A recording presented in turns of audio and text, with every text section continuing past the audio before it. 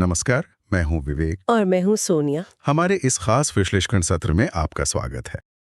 क्या किसी ने सोचा था कि दिल्ली और अहमदाबाद जैसे हमारे शहरों का तापमान सऊदी अरब से भी ज्यादा हो जाएगा? हाँ, मतलब ये तो बहुत ही मतलब चलिए आज इस गहन विश्लेषण में इसे खोलकर समझते हैं। ऐसा लग रहा है जैसे हमारे शहर ना एक प्रेशर कुकर बन चुके हैं। बिल्कुल, और हम सब उसके अंदर उबल रहे हैं। यहाँ सबसे हैरान करने वाली बात यह है कि ये सिर्फ कोई आम मौसम का बदलना नहीं है। अच्छा, तो फिर ये क्या है? इस पूरी स्थिति को हीट डोम इफेक्ट कहते हैं। मतलब वायुमंडल में एक हाई प्रेशर सिस्टम बन जाता है जो जो एक अदृश्य ढक्कन की तरह काम करता है। एक ढक्कन की तरह। हाँ, बिल्कुल। गर्म हवा हल्की होकर ऊपर उठना चाहती है, लेकिन ये ढक्कन उसे वापस नीचे धकेल देता है। तो हवा कैद हो जाती है। एकदम सही। हवा कैद हो जाती है और बादल नहीं बन पाते, और फिर पूरा शहर इस ठहरे हुए गर्म बुलबुले में भट्टी की तरह तपने लगता है। यानी प्रेशर कुकर का ढक्कन बंद है और सीटी बजी नहीं रही है। हाँ, बहुत सही उदाहरण है। और ये भट्टी सिर्फ हमारे शरीर को नहीं बल्कि हमारी अर्थव्यवस्था को भी झुलसा रही है। मतलब देश की लगभग 75% आबादी खुले में शारीरिक श्रम करती है। और यही वजह है कि इस धूप में काम करने से उत्पादकता 5 से 10% तक गिर रही है। अनुमान है कि 2030 तक ना हमारी जीडीपी को लगभग 126 बिलियन डॉलर का नुकसान हो सकता है। बाप रे, 126 बिलियन डॉलर। हाँ, ये इतनी बड़ी रकम है कि इससे हमारे देश के पूरे शिक्षा बजट को दोगुना किया जा सकता है। ये तो बहुत डराने वाला आंकड़ा है। पर मैं ये सोच रही थी कि अगर इंसान इस धूप में काम करके हीट स्ट्रोक का शिकार हो रहा है, तो जो फसलें दिन रात इस हीट डोम के नीचे खड़ी हैं उनका क्या? बहुत ही सटीक सवाल है। क्या फसलों को भी हीट स्ट्रोक होता है? इसका जवाब है हाँ। जब भारत में सबसे तेज हीटवेव आती है ना, तब ठीक उसी समय हमारे खेतों में गेहूं का दाना भर रहा होता है। अब होता यह है कि तापमान अचानक बहुत बढ़ने पर पौधा अपना सिस्टम एक तरह से शट डाउन कर देता है। वो अपनी ऊर्जा दाने को बड़ा करने में लगाने के बजाय खुद को जिंदा रखने में लगाता है। ओह, तो इसीलिए गेहूं के दाने पूरे भर नहीं पाते और सिकुड़ जाते हैं। बिल्कुल।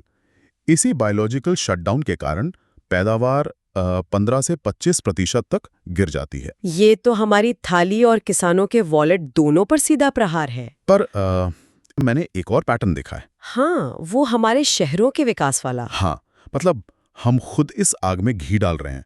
आपको पता है मुंबई में सिर्फ एक फ्लाईओवर बनाने के लिए 700 पुराने पेड़ काटे गए हैं। और उससे भी अजीब बात है, हमारी इमारतें जो हम पश्चिमी देशों की नकल करके शीशे वाली इमारतें बना रहे, वो एक बड़ी समस्या है। हाँ, हर जगह ग्लास ही ग्लास नजर आता है आजकल। ठंडे देशों ने ये डिजाइन सूरज की रोशनी अंदर लाने के लिए था, लेकिन हमारे यहाँ ना ये शीशे एक विशाल मैग्नीफाइंग ग्लास या आईने की तरह काम करते हैं। अच्छा, मतलब वो गर्मी को सोखने के बजाय वापस सड़क पर और आसपास की इमारतों पर रिफ्लेक्ट कर देते हैं। ये तो ऐसा हुआ जैसे हमने खुद अपने ओवन का तापमान और बढ़ा दिया हो। और ऊपर से ये सड़कों का कंक्रीट, क्या बिना पेड़ काटे विकास संभव नहीं है? अगर हम बड़े परिदृश्य को देखें तो असली समस्या विकास नहीं बल्कि हमारी खराब प्लानिंग है। इस पूरे फिनोमेनन को अर्बन हीट आइलैंड कहते हैं।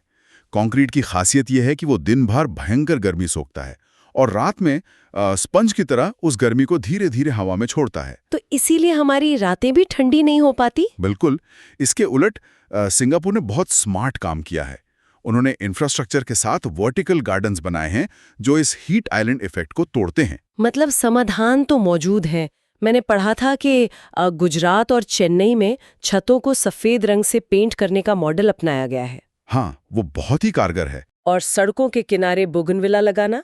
पर एक सबसे दिलचस्प आंकड़ा था कि एक आम का पेड़ 5 एसी के बराबर कूलिंग देता है, वो भी तब जब एसी 1000 घंटे चले। हाँ, ये सुनने में मतलब मुझे ये थोड़ा जादुई लगा।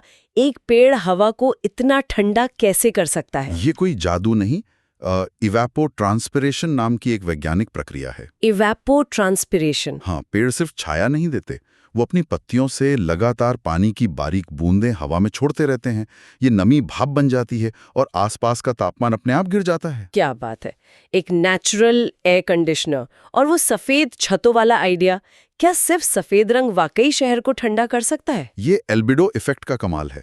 सफेद रंग सूरज की रोशनी को अंतरिक्ष में वापस रिफ्लेक्ट कर देता है। अच्छा। इससे घर के अंदर का तापमान करीब 1.5 डिग्री तक कम हो जाता है। ये बहुत सस्ता और असरदार तरीका है जिससे बिजली भी बचती है। ये वाकई सोचने वाली बात है।